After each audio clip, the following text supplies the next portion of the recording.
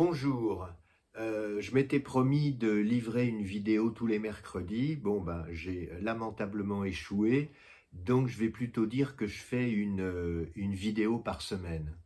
Aujourd'hui, je voulais vous parler des années 50. Et alors, quand j'étais jeune, il y a très très longtemps, il y avait une expression latine qu'on connaissait tous, c'était «La roche tarpéienne n'est pas loin du Capitole».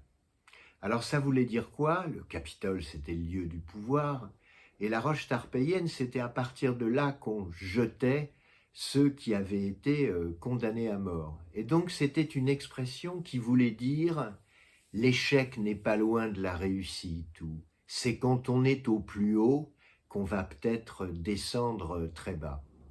Et c'est ce qui s'est passé avec la prohibition des drogues. Alors, il y a eu un certain nombre d'événements très importants pendant cette période. Je vous en livre un seul, en Chine, à partir de l'arrivée au pouvoir de Mao et des maoïstes, avec la révolution chinoise en 1949, les maoïstes s'occupent activement de l'opiumanie et règlent le problème en quelques années. Ils le font évidemment avec une violence totale. Ils obtiennent des résultats que personne d'autre n'a obtenus sur la planète, et même des gens comme Harry Anslinger, dont je vais reparler dans quelques instants, sont vraiment de gentils boy scouts par rapport à la manière dont les autorités chinoises, à partir de 1949, ont réglé la question de l'opium. Il se passe aussi d'autres choses qui sont encore des conséquences de la guerre, comme cette grande épidémie d'amphétamine au Japon, dont j'ai déjà parlé, ou le fait qu'en Europe du Nord, on a beaucoup d'intérêt pour les amphétamines. Mais le sentiment général, c'est que la prohibition a gagné. Jusqu'à présent, je ne vous ai pas parlé de livres, donc je vais vous en présenter un. Ça s'appelle Le Dragon domestique. C'est un livre qui est sorti en 1989, écrit par Christian Bachmann, qui hélas nous a quittés, et par Anne Coppel. C'est un livre tout à fait extraordinaire. C'est un des premiers que je vous conseille de lire si vous vous intéressez aux drogues. Évidemment, avec celui-là, le mien, qui est Drogue, la longue marche. Voilà ce qui est écrit à propos des années 50 dans Le Dragon domestique. Si la prohibition de l'alcool se solde par un échec, celle des drogues jusqu'au seuil des années 60 passe pour une réussite certaine.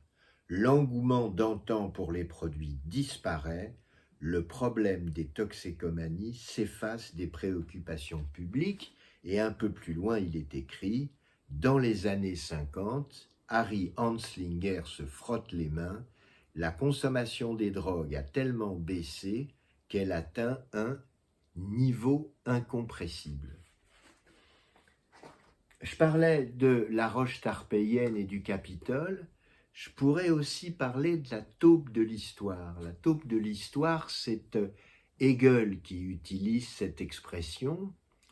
La taupe, elle fabrique des souterrains, et il arrive un moment où elle va revenir à la lumière, et là on s'étonne qu'elle soit là où elle est, qu'elle ait parcouru de manière invisible autant de chemins. Les années 50 sont en effet des années où la question des drogues semble être résolue à l'échelle de la planète, et où cette entreprise prométhéenne qu'est la prohibition semble avoir réussi. Alors, évidemment, si on regarde attentivement, et surtout si on sait prévoir le passé, parce que comme le disent les historiens, ce qui a finalement de pas trop compliqué, c'est de prévoir le passé, eh bien, on se rend compte qu'il y a tout de même des choses. Je vous en donne un tout petit exemple. En 1948, Robert Mitchum, l'acteur Robert Mitchum, qui est déjà très célèbre, va se retrouver aux mains de la police parce qu'il était dans une partie avec des amis où on consommait de la marijuana, et il va faire quelques mois en prison. Il pense d'ailleurs que sa carrière d'acteur est définitivement terminée, et pourtant Howard Hughes, le grand Howard Hughes du cinéma et de l'aviation, va lui redonner une chance et sa carrière va continuer. Je vous donne un deuxième exemple. Les écrivains et d'une manière générale les artistes de la Beat Generation. Ce sont des gens comme William Burroughs qui va écrire et publier Junkie en 1949. Ça va être des gens comme Allen Ginsberg, des gens comme Jack Kerouac qui écrit Sur la route, un texte tout à fait extraordinaire. Je conseille vraiment à ceux qui n'ont jamais lu Sur la route de lire ce livre, tellement ils vont être surpris à la fois par son incroyable modernisme, tant par ce qu'il raconte que par la manière dont il le raconte. Ces gens-là découvrent des lieux qui vont devenir mythiques. Tanger, par exemple, ou Ibiza, ou un peu plus loin de nous, Goa.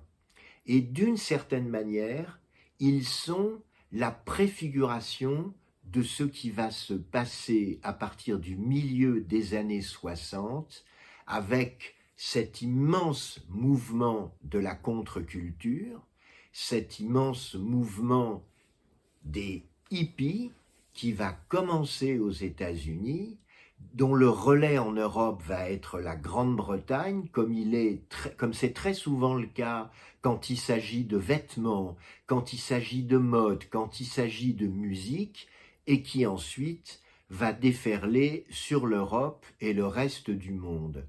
Alors ce mouvement-là, qu'est-ce qu'il a comme particularité? Il est très hostile à l'autorité, ou plutôt à l'autoritarisme, dans les familles, à l'école et à l'université, dans le monde du travail. Il refuse à l'époque la guerre du Vietnam. Il considère que cette guerre est une guerre injuste. Et d'une certaine manière, c'est un grand critique de la société de consommation. Alors on devrait dire de la société de seule consommation. Quand la seule chose à faire, c'est de consommer sans même se demander ce qu'on consomme et pourquoi on le consomme.